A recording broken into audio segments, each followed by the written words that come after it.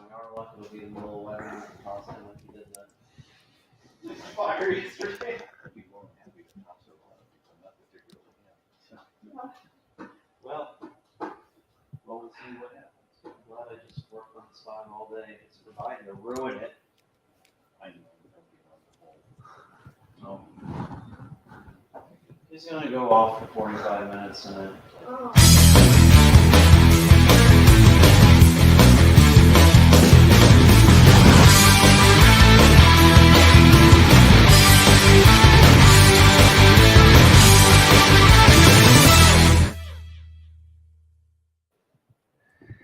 And welcome everybody to the Huddle, K9 streaming sports show. It's every week at this time, Tuesday at 3 o'clock. I'm Jason Barr, joined by Pat Parris.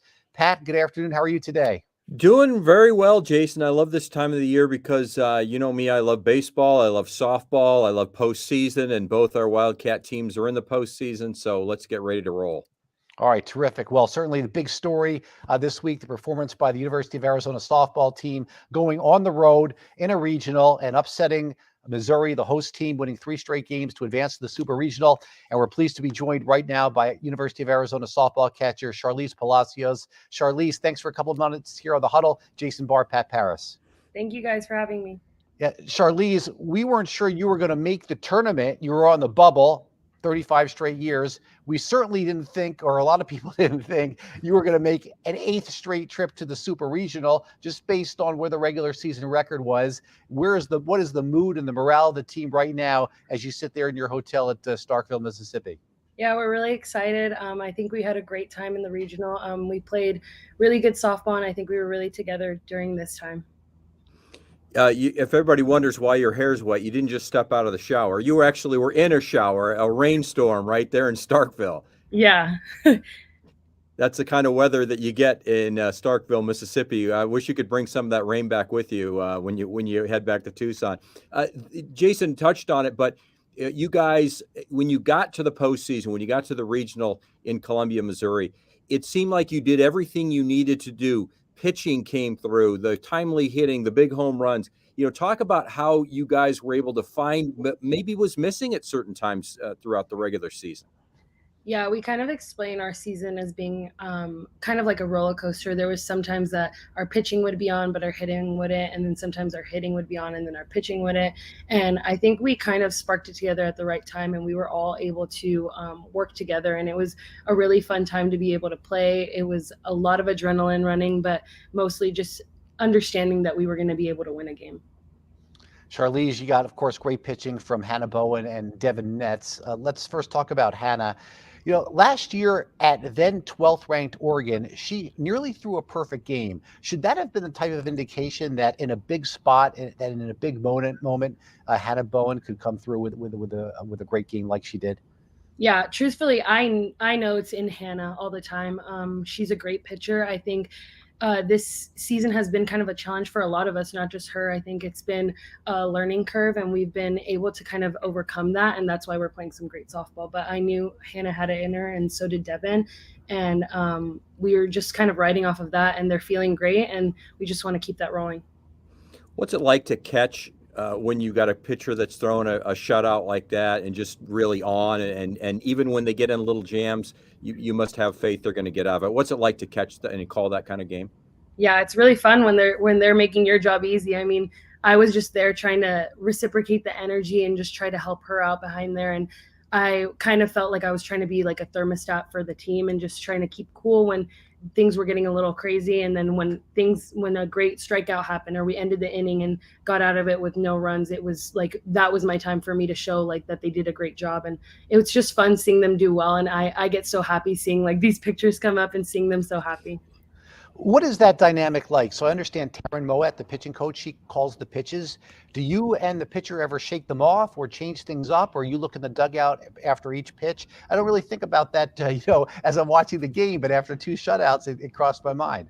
Yeah, so we have a very open communication. So whenever timeout is called, we talk about like what I'm seeing, what the umpire is kind of giving us, and kind of just relay back and forth. And Hannah Bowen is a lot more open to shaking. Devin is just kind of like gets the sign and she executes whatever she's given, and she does a great job of that. And I think it's just two different pitching styles, but there definitely is a lot of communication that goes through it. Do you guys have the signals coming in, and do you change it up when the runners are on base, and how do you keep from having that all stolen? Yeah, definitely. We have like a different signal calling when there's a runner on second base when they can see my signs. So we definitely change that up. But when there's no one that can really see my signs, it's just what I'm giving to them. And we use a sign card too that I get so people can't pick off what's coming to me. You were the designated hitter last year as Deja Molipola was still catcher. So you kind of had to wait your turn to be catcher and play that position here at Arizona. How much did you learn from Deja? Yeah, I think it was just kind of like a waiting game and me being able to get that experience behind the plate. So I think that was a big part of it, of me getting more confident behind the plate. I thought it was interesting that Caitlin Lowe, before you guys set off for Columbia, Missouri for the regional, she talked about how, and you mentioned it too, the roller coaster ride, the ups and downs of the season. But she said that the confidence level of this team never waned and never, you guys never got bogged down by some of those down moments. How do you explain that? I think it's not us losing confidence. I think us being very hopeful and knowing that we have what it takes to win. And we're just very hungry. I think we want to be the team to win, and we know we have it in us. And as you can see, like it just needs for us all to be clicking at the same time for it to work. There's no reason to compare Mike Candrea to Caitlin Lowe, but any coaching transition can't be 100% smooth. What's that transition been like this season, and what's a Kate Lowe coached team like in the postseason? I think definitely it's just trying to figure out what the team dynamic is. They're like definitely a team consists of the players and the coach. And I just think trying to find the balance of how we all kind of work together. And in the postseason, it's a lot more tense, but I think Kate just wants us to play our game. And she's much more of like bringing us back to who we are as players and who we are as a team. And she's just wanting to kind of keep us funneling through the right path.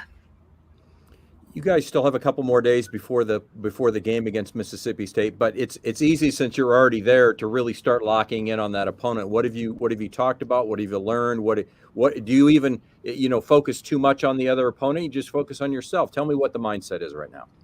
So we were able to practice today on the field, which gives us kind of a good sense of like how the dirt is, how our outfielders feel there, and like just kind of getting a sense of where we're going to be. I think definitely we talk a lot about game plan against pitchers, against hitters and stuff like that.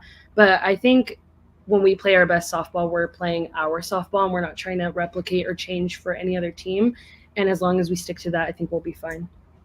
I'm Jason Barr, joined, of course, every week by Pat Parris, and this week with Sharlize Palacios, University of Arizona softball catcher, as they're set to play Mississippi State in the Super Regional on the road this weekend. Sharlize, no number 2 seed has ever lost in regional. How surprised were you that Florida State got knocked off by Mississippi State? Yeah, so we had already won our game, and we tuned in to see that game, and it was just well-played softball. I think that's what's kind of happening. It's the year of the upset is what everyone's calling it, and it just shows that this game can take a turn any given day, and whoever steps on the field and wins that game, it's 0-0 that game. So it's really comforting to know that we can be a team that beats a really great team. Pac-12 is well represented in these super regionals. I'm sure there's a point of pride for you guys to be one of those Pac-12 schools that are still playing at this point. Yeah, I mean, we were super happy hearing that other Pac-12 schools are winning and doing so well, and we're just happy to see that we're backing the Pac and we're showing that we still are powerhouse teams. You lost your first 8 Pac-12 games, if I'm not mistaken, and I believe Kate was saying, Caitlin Lowe, head coach, you went from 0-8 to start in the Pac-12 to 3-0 in the NCAA tournament or in the regional. How much did that competition help you for this? Yeah, I think we did a great job of kind of turning the page from conference play into postseason. And I've always said this in time and time again, that once you hit postseason, it's a brand new record. No one knows what you did before, and it's just about the softball you play now. So I think that was really important that we turned the page like that. One more for me, Sharlize. Let's talk about how you prepare for a game, because you have so many different layers and levels that you have to prepare. You have to get ready as a hitter. You have to get ready as a catcher. And basically, you're just like a pitcher then, too, because you've got to get set and get them on the right page versus the hitters of now Mississippi State. What's that like in preparation for you? So a lot of preparing, yeah, definitely. It's multifaceted, just getting ready. Pregame is really important for me to like lock in and feel that I'm ready to play, and just getting focused and funneling my focus. And I definitely talk to my sister, my dad, and Kate about like pregame plan of what I'm going to do, and just being focused and having a plan before I step onto the field is really important.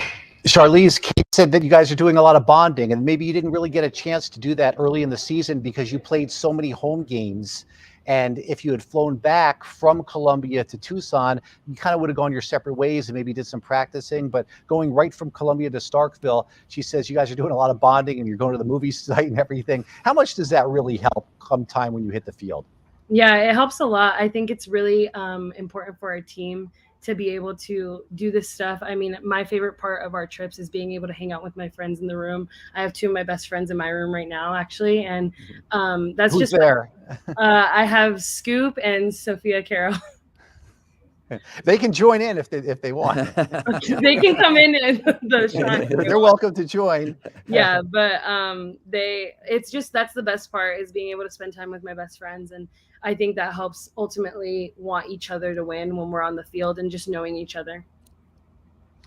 Mia Davidson is a top player for Mississippi State. How much have you scouted the Bulldogs so far, and what makes her such a tough player? I think it's not just her. I think they're a really powerful team, and they're very talented. And I think as long as we don't take anyone lightly, I mean, they beat a really good team, and it's all up for grabs right now. So I think we can't underestimate anyone, and I think that's just our game plan. It's almost kind of like the two teams that many people didn't expect would be there. You know, Mississippi State, they're not a traditional powerhouse. This is their first ever trip to the Super Regional, believe it or not. Caitlin Lowe was talking about how she's actually never been there before. Obviously, Arizona's the traditional power, but with the regular season that you had, you were on the bubble to make the tournament. Is this almost like, two teams that didn't expect to be there, and two teams with nothing to lose, or how are you approaching it? Yeah, I think we have nothing to lose, and it's going to make for a fun World Series. You're looking at the brackets, and everyone's brackets are messed up right now. They did not expect this type of outcome, and I think that that's what's super important right now, is that it's all up for grabs, and we're all in it to win it. And it's like, it's going to be really fun teams playing in the end, and I'm happy that we're one of those teams. All right, Sharlize Palacios joining us here from Starkville, Mississippi. Tell Scoop, and who's the other friend in the hotel room? Sophia Carroll. And tell them both that we said hello and good luck, and hopefully Scoops can knock a couple out of there, and you too in Starkville, and maybe it'll be a little longer before you go back to Tucson. Maybe there'll be another stop in between if you know. Yeah, what I maybe mean. you can head to Oklahoma City, right? Yeah, that's it. That's right. Hey, thanks for a couple of minutes here on the Huddle with me and Pat, and dry up there from the rainstorm. And yeah, good luck. Thank you. We'll be watching you and rooting for you this weekend in Tucson. Thank you guys so much. I appreciate it. Thank you. Good luck. All right. That was Sharlize Palacios. Pat, I tell you what, I mean, what you don't think could happen happens. You know, with the way their pitching was, at least statistically this year, for them to go on the road and throw two shutouts back to back against the host Mizzou. team in their ballpark. Right. What are the odds? You know. Well, so remember coming. Happy for Caitlin Lowe. I'm happy for them as well. 3.98 ERA coming into their postseason. That was second worst in the Pac-12. Pac-12, a great conference, so you understand that if you're not quite on, you might have an elevated ERA. But then to throw two shutouts, would they give up 3 runs in 21 innings of pitching? And 2 were in the first inning, I believe. And 2 were in the first inning of the first game, and they easily overcame that. So that wasn't a problem. So yeah, it's got to continue though, Jason. They have to keep pitching. The hits for that team seem to come, especially the home runs. If that continues, then they'll find themselves back in Oklahoma City. That'd be a great thing. And I liked what Caitlin Lowe said after the second game. By the way, she obviously punched all the right buttons as far as who to start and when. Right. But she said, when Bo wants the ball, you give her the ball. referring to Hannah Bowen. Yep. And that just reminded me of what we were talking about last week. So for those who, weren't with us last week, Pat and I got a little heated. We were talking about DeAndre Ayton. I was very disappointed in his performance. And I think there's just some guys or women who just in the right time have it and have the desire and the energy and they're the ones you want there, and some don't. And that was my problem with DeAndre Ayton. And then when I see the Warriors' performance against the Mavs and I see Wiggins posterize Luka Doncic, I think why couldn't have DeAndre Ayton at least tried to do that or tried to have some type of spark? So that was just kind of my point. Is I just think there's some people who just really have it and you want them in a big spot, and there's other people who I'm not sure you do want in a big spot. I don't know how you want me to respond to that. I will. I've not once said that I disagree with you about. I wish I saw a little more heart and a little more desire from DeAndre Ayton at times. You surprised the Warriors are up 3-0, Pat? No, because the Warriors are playing the best. They have been playing the best since the ball was tipped off in the postseason. They're the best team. They're going to win it again, I believe. And so no, I'm not surprised. I think Dallas was able to attack a Phoenix team that was on fumes and they were not playing well. Reggie Miller had strong comments that were exactly what I said last week to you, that this team did not look good the last 8 games of the regular season. They were resting them. They went 2-6 in the last 8 games. They barely looked like a team against the Pelicans. And then they got against Dallas, and Dallas rode what they do best, and they beat up on the Suns. I think Game 7 was you can't put all the eggs in that basket. The Suns were a team that was in a downward trend in the postseason. And now you move on. Yeah, I think the Warriors will win the championship, and I think you got to give a lot of credit to Steph Curry and to Steve Kerr, and they rebuilt, and they had a couple of bad years, and now they're back, and they're probably going to win a championship. All right. And the other thing that's going on this week, it's the inaugural Pac-12 baseball tournament. Yeah. You were telling me you were looking forward to this. Why are you so pumped up for this? Well, I think it's because, this is the last of the power conferences to have a tournament. And if everybody else is going to have it, and this is a way for you to improve your RPIs, and this is a way for you to maybe get another couple of teams in the tournament, then why not do it? And I think it's about time that they hold this Pac-12 tournament. So here's the format. It's up at Scottsdale Stadium, which is nice. It's a double elimination. And so, Arizona enters as the 5 seed. They play the 4 seed in Oregon coming up on Wednesday, tomorrow morning, 9 a.m. Double elimination. You get that first win, Jason, and you're in great shape. You lose that first game, it's a tough road. So yes, they just got swept by Oregon last weekend. But we've seen this Arizona team with their backs against the wall come up with some big gutty performances in the first year with Chip Hale. I fully expect them to be competitive against Oregon tomorrow. And if they get that win, then that's only going to help their chances come the NCAA tournament. And for those of you who haven't watched Arizona baseball much, or at least at all, maybe this year, they've got a really special player in catcher Daniel Suzak. Yes. He's really fantastic. This guy's going to be, look, it's hard to project what happens, but I'd be surprised if he wasn't a 10-year major league player. He's really fantastic. He's one of the semifinalists for the Dick Hauser Player of the Year. He does it defensively. He does it offensively. He's got those leadership and intangibles. And if you're a University of Arizona fan, you got to just enjoy having him the rest of this year and next year when he's a junior, because he's that good of a player. Yeah, they just put him on the semifinal list for the Golden Spikes Award for USA Baseball. I mean, all the accolades are coming his way. Whether he wins those major awards or he's just one of the semifinalists, that's still a huge boost for his where he gets drafted and how quickly he moves up. He's the kind of player, Jason, that I think you're right. We're going to see him play a lot in the majors. But first things first, he's going to be trying to get the pitchers to pitch as well as we've seen the Arizona softball team pitchers pitch. There's similarities, Pat, between those two teams. There is. Yeah. There's certainly new coaches, both with great resumes for the program, and they were brought in to continue to keep the programs elevated on a national level. We both have high regard for both these coaches and for these programs, and we both expect these programs to be contenders and potentially national championship contenders in the coming years. And, the first year you always say, what are you going to get? You don't know. And we'll see what happens with the baseball team. I think it was great for the program that Chase Silseth, a pitcher who was played last year, was called up, and he did fantastic in his first start, 6 scoreless innings.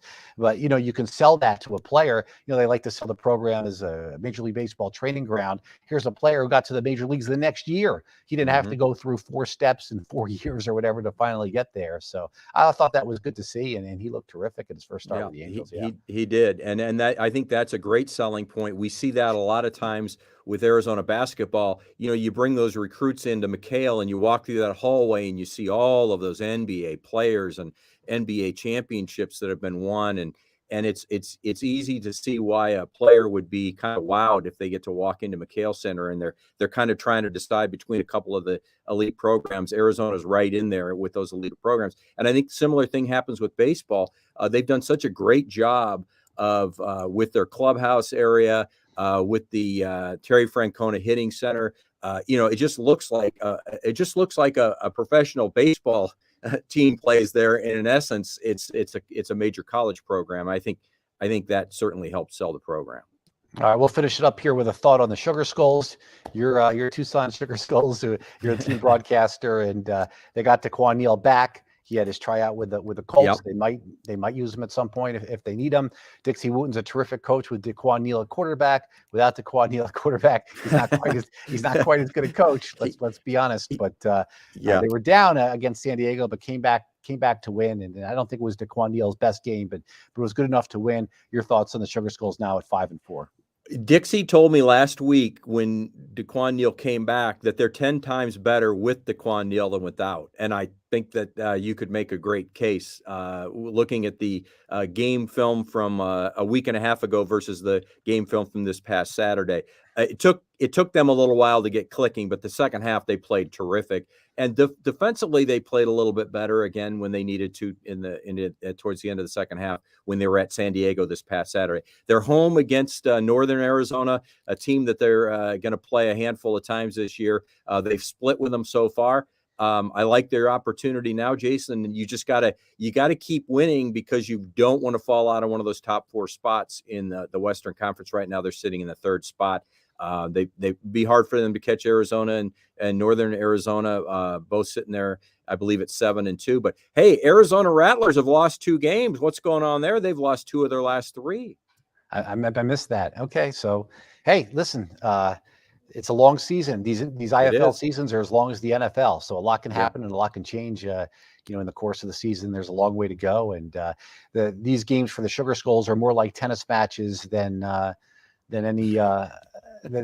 what they usually are, just because they're so good on offense and defense has been a little bit inconsistent. So you really got to score. Speaking of tennis, I'll give actually one last thought. For those who don't follow tennis very closely, there's a player named Carlos Alcarez. And if you haven't heard of him, he's 19 years old and he is phenomenal. He beat Djokovic and Nadal on clay to win the Madrid Open. The Madrid Open is like a pre-tournament for the French Open because it's both on clay, and they're in the clay court season right now. And it'll be interesting to see if it's changing of the guard. I'm not sure Rafa Nadal is ready to give that up just yet, but it's very difficult going up against a 19-year-old, and it doesn't take as much to recover between matches. So interesting to see the French Open if Carlos Alcaraz can back up his Madrid Open with a win, and what happens with there. Personally, I think it's time that somebody else kind of take over the reins. So maybe this is the next young superstar. Well, he may be, and he showed it in last year's U.S. Open with a couple. I do remember that. Yep. And it's been the big 3 in tennis with Djokovic and obviously Federer, who's going to come back. How good? I mean, he's 40 years old. Right. It's going to be tough. And Nadal and Djokovic is still number 1 and is still very much in his prime, and he wants to keep going. He's had some off the court issues with the whole vaccine and everything this year. So it'll be interesting to see what happens here in the French Open. So that's something I wanted to throw out there. So there you go. All right. What are we working on today for the news? We got Heidi Alaga out where at the Boys and Girls Club, Pat? Yeah, she'll be out live. Of course, we'll have, unfortunately, the tragic news of a school shooting in Texas, and we'll have some local stories as well. Some water, always important in the desert. Story Brian Brennan's got on our water situation as well. I was not going to bring up guns. People want their sports. And so no, I agree. I wasn't going to go there. But tough day for sure. All right. Again, thanks for Sharlize Palacios for joining us here on the Yeah, Huddle that was great. Earlier today. And for Pat Parris, I'm Jason Barr. Thanks, everybody. We'll see you right back here next week at this time at 3 o'clock Tucson time on the Huddle on KGUN 9 Streaming Sports Talk Show. See you then.